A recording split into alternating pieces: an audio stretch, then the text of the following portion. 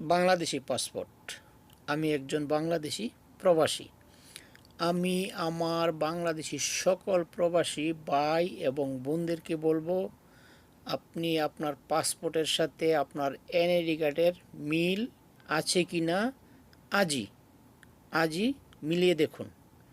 যদি মিল না থাকে, একটা অক্ষরের যদি মিল না থাকে, তাহলে যত দ্রুত সম্ভব আপনার নিকটস্থ এম্বাসির সাথে যোগাযোগ করুন।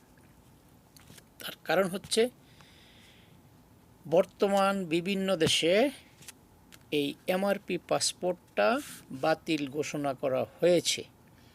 এর পরিবর্তে আপনাকে অবশ্যই ই পাসপোর্টের জন্য আবেদন করতে হবে। যদি আপনার এই পাসপোর্টের সাথে আপনার এনআইডি কার্ডের মিল না থাকে, তাহলে আপনি ই পাসপোর্টের জন্য আবেদন করতে পারবেন না। তাই আমি বলছি, বিপদ আসার আগে আপনি চেক করে দেখুন। যদি মিল না থাকে, তাহলে আপনাকে অবশ্যই প্রথম সংশোধন করতে হবে। পাসপোর্টের সাথে মিল রেখে আপনার এনআইডি কার্ড বানাতে হবে। তারপরে গিয়ে আপনি ই পাসপোর্টের জন্য আবেদন করতে পারবেন।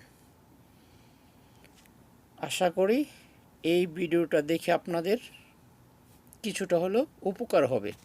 আর আপনি যদি মনে করেন যে এই ভিডিওটা আপনার জন্য সামান্য পরিমাণ উপকার হয়েছে, তাহলে ভিডিওটা শেয়ার করে দিবেন, যাতে আরও দুই একজনে দেখে তাদেরও কিছুটা উপকার হয়। আমি কেন বলছি এই কথাটা, আমার নিজের পাসপোর্টের সাথে এনআইডি কার্ডের নামের গরমিল ছিল।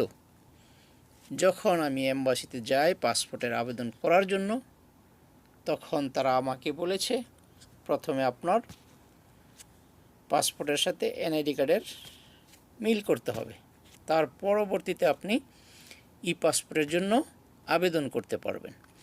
আমার এই পাসপোর্টের আরও 7 মাস মেয়াদ আছে। তারপরও আমি যখন দেখলাম যে আমার এনআইডি কার্ডের সাথে গরমিল, তখনই আমি এম্বাসির সাথে যোগাযোগ করে প্রথমে এনআইডি কার্ডের সংশোধন করি, তারপরে গিয়ে আমি ই পাসপোর্টের আবেদন করে আসছি।